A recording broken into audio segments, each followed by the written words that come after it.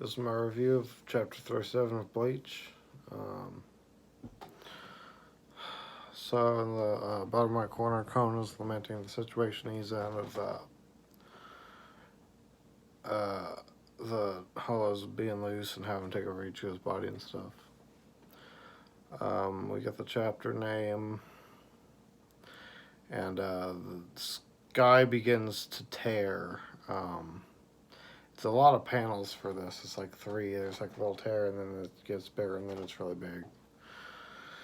I think it was too many panels just for this one thing. I mean, I get shown off the effect, but like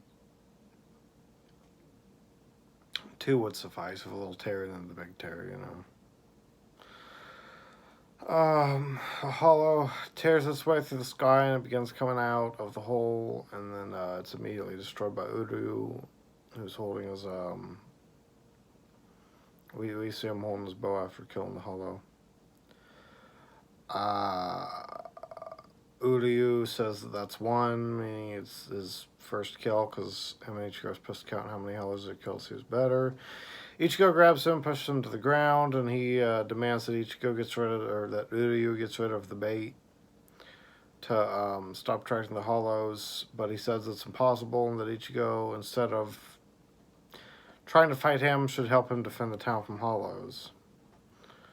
And Uryu warns Ichigo that hollows attack anyone who has a high amount of spiritual energy, and so Ichigo runs home to defend his family. But Uryu tells him to stop, and he just keeps going, and he states that Ichigo doesn't realize his family aren't the only ones who have a high amount of spiritual energy around him. And then he goes on to say that Ichigo will lose the challenge due to his own despair. I think this is just bad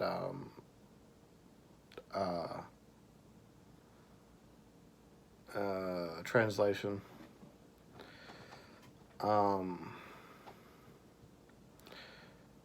And because the translation's hard to tell if Uryu means to let his friends die or just that he'll kill the hollows that are attracted to his friends. So it's really hard to understand.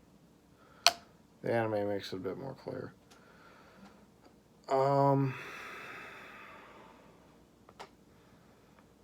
There's a cool cover page. Ichigo's like pulling down his lip, and there's like this sash across his face, and it's got the title's chapter title's name.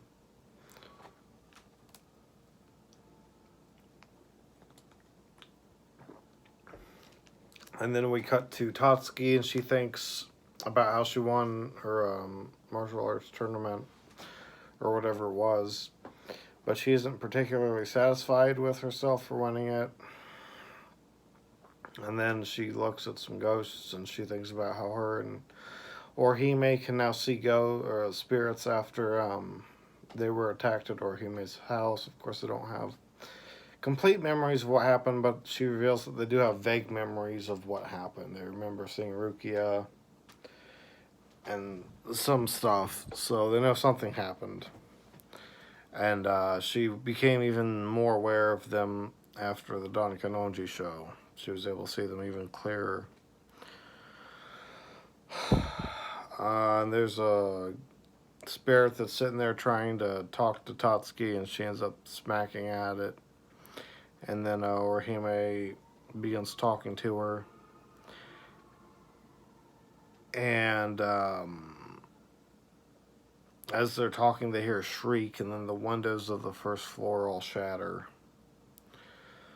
And so they're kind of start running, wondering what's going on. Orihime looks up, and the sky is kind of distorting and stuff.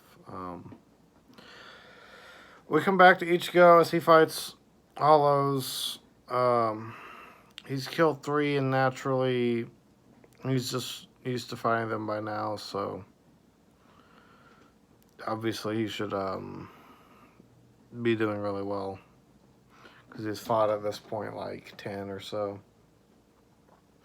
He's looking for Karin, but she's out of school, so Ichigo has no idea where to find her, and he tries to think of how he's been finding hollows, rather than just running around randomly. And then he remembers that they've been using the soul pager, so he has Cohen go and look for Rukia. Cohen complains that he doesn't want to help for whatever reason, just for a gag, I guess. But Ichigo punches him and tells him to go find her, so he runs off to find Rukia. And obviously Rukia would be a lot of help at fighting the Hollows anyways. And then we see Uryu's up to 8 kills, and then he gets up to 11. And we see Clarine, Chad, Kisuke all looking up at the sky. They all notice something's going on. Even Don Kanonji. And then we get the little corner thing, and we see that Don Kanonji is in a whole nother province. But he still was able to feel the disturbance, despite being far away. A lot going on in this chapter. Not too much fighting to speak of. Seeing Uryu's abilities is cool. The more you get into the series, the more unique it is to have an archer. But at the same time, that's kind of all he is.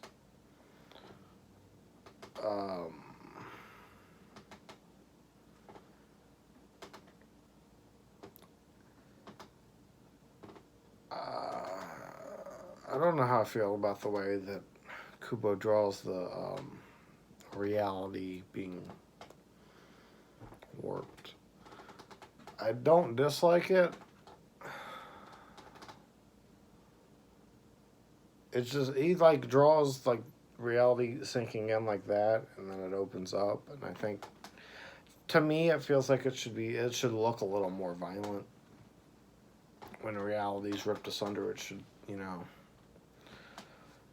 I don't know exactly how I would want that done. I just think it should look a little more violent. But other than that, I can't really say a whole lot about the chapter. It was just getting us moving into the next stuff.